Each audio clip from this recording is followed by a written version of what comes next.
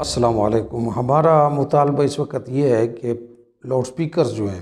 وہ آؤٹ ڈور جہاں پر بھی موجود ہیں پاکستان میں، وہ حکومت کو چاہیے کہ سارے سپیکرز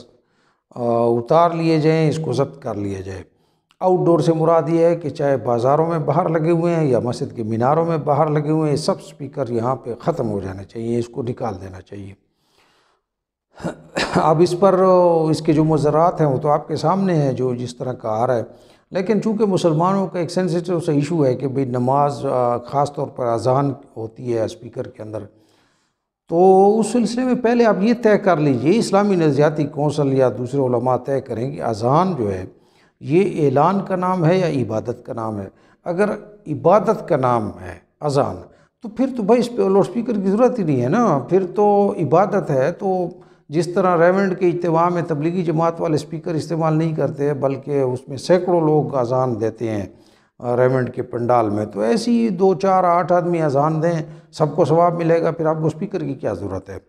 لیکن اگر یہ اعلان کا نام ہے، جیسے کہ ایک حدیث میں آتا ہے کہ بارش ہوئی تو مسجد نبوی سے اعلان ہوئی کہ گھروں میں نماز پڑھو، تو اگر یہ خبردار کرنے کا اعلان کا نام ہے کہ نماز کا ٹائم ہو گیا، تو اب وہ پہلے اسپیکر تھے جس کو فرنگی ایجاد کہتے تھے اور اس میں حرام ہوتا تھا جو بھی ہے، تو اب وہ جو ہے وہ اس کے ذریعے ہو سکتے ہیں، انٹرنیٹ کے ذریعے ہو سکتا ہے، ایک نیٹ ورک کے ذریعے جو ہے ایک شہر کے اندر ایک ہی اذان ہو سکتی ہے، اور اس کے بعد مسجد میں جب آئیں تو جو اقامت ہے وہ، اور پاکستان میں جیسے مختلف اوقات میں نماز ہوتی ہے تو اذان ایک ہی ہو جائے، اس کے بعد پھر ٹھیک ہے، کوئی 20 منٹ کا وقفہ دیتا ہے، کوئی آدھے گھنٹے کا وقفہ دیتا ہے، کوئی 10 منٹ کا وقفہ دیتا ہے، کوئی 40 منٹ کا وقفہ دیتا ہے، تو وہ اس حساب سے اپنی اقامت کر لیں۔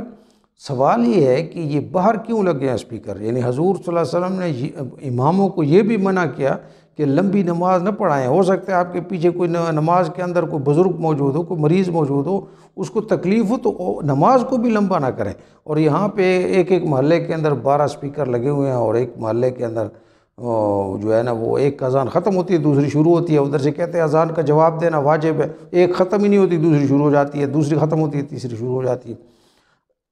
پھر مسئلہ یہ ہے کہ اذان کے آگے وہ برانڈ لگائے ہوئے ہیں، یہ اللہ کے لیے اذان تھوڑی ہو رہی ہے۔ میں ایک بار کوٹتو میں تھا تو وہاں پہ ایک بریلوی حضرات کی مسجد تھی، تو وہ اس دن بجلی نہیں تھی دوپہر کو، تو وہ اقامت وہ جو اذان کی وہ بابے نے، تو اس نے وہ آگے صلاۃ سلام نہیں پڑھا، تو میں نے اس سے پوچھا کہ بھئی آج تو آپ نے وہ صلاۃ سلام نہیں پڑھا ہے، تو اس نے کہا بجلی تو تھی نہیں، تو دیوبندی تو ہے نہیں جن کو ساڑنا ہے، تو اب وہ صحیح نماز پڑھ رہا وہ اذان دے رہا ہے، تو اس کے بھی برانڈ ہیں، تو اس لیے اسپیکر بند ہو جانے چاہیے۔ اور پھر یہ جمعہ کے تقریریں اور گلے پھاڑ کر تقریر، بھائی جس طرح آپ کا مجمع ہے اتنی ہی آپ رکھو نا اسپیکر، جس طرح ریونڈ میں ہوتا ہے کہ ایک محدود تعداد کے اندر وہاں پہ رکھتے ہیں جتنا ان کا پنڈال ہے، حالانکہ ان کے پاس 10 لاکھ لوگ ہوتے ہیں لیکن اس کی آواز کہیں پر باہر نہیں جاتی ہے، تو آپ اس طرح رکھیں۔ اب مطلب یہ کہ گھروں کے اب شادی ہال جیسے ہوتے ہیں، اب شادی ہال ہیں، بڑے بڑے ہال ہیں جہاں پہ کانفرنسیں ہوتی ہیں، تو وہاں پہ جو ہے نا وہ بڑے بڑے ایئر کنڈیشن لگے ہوتے ہیں،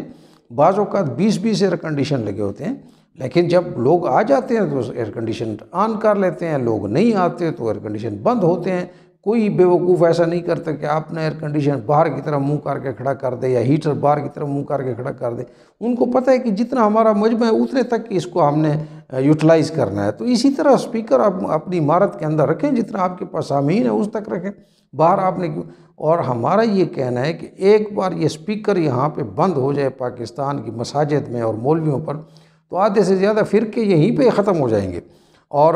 جو اہل حق علماء کرام ہیں جو اسپیکر کے بغیر اپنی علمی بات کرتے ہیں، پھر ان کی ویلیو لگے گی، اور یہ جو راگ وغیرہ کرنے والے اور گرج برس کرنے والے ہیں، یہ خود بخود اسپیکر ختم ہوتے ہیں ان کی مارکیٹ ختم ہو جائے گی، پھر اصل علماء سامنے آئیں گے جن کو لوگ جا کے ان کے قدموں میں بیٹھ کر کوئی سیکھیں گے۔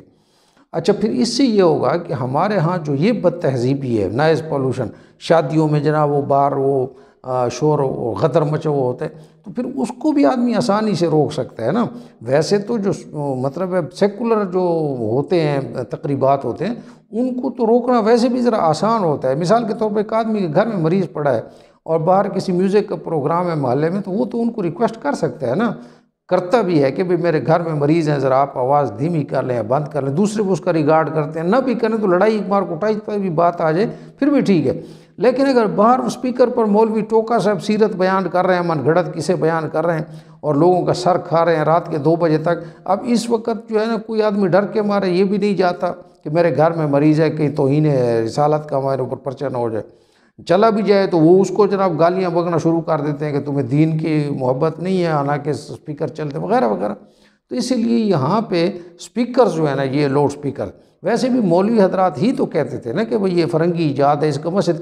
مسجدوں میں کیا، خانہ خدا میں فرنگی ایجاد کا کیا کام ہے؟ تو اس کو اسپیکرز کو ٹوٹلی بند کر دینا چاہیے، اور اذان کا مسلمانوں کو کوئی ایشو نہیں ہے۔ یورپ کے اندر وہ مسلمان جہاں دور دور تک کبھی نہ مسجد ہے نہ اذان کی آواز آتی ہے، وہاں بھی لوگ اپنی نماز کے لیے پہنچ جایا کرتے ہیں، جس نے پہنچنا ہے وہ پہنچ جاتے ہیں، اس میں کوئی ایشو نہیں ہے۔ جب بجلی نہیں ہوتی تو پھر کیسے پہنچتے ہیں لوگ؟ بہت ساری جگہوں پر تو اب تو بیٹریاں لگانا شروع کر دی ہیں کہ بھئی اور کچھ ہو نہ ہو لیکن اسپیکر ہمارا جو ہے نا وہ ضرور وہاں پہ جائے۔